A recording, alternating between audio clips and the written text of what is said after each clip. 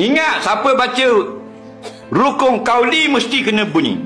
Rukun qauli dalam sembahyang ada 5. Yang pertama takbiratul ihram, yang kedua Fatihah, ketiga tahiyat akhir, keempat selawat dalam tahiyat akhir, kelima salam. 5 ni mesti berbunyi. Al-isma' binafsi, dengar telinga sendiri. Sekurang-kurangnya kalau takbir Allahu Akbar, dengar. Alik lang he, alik ka'bah ra, 8 huruf mesti dengar. Kalau dengar 4 saja, 4 tak dengar, tidak sah. Contoh Allah, tak sah sembahyang.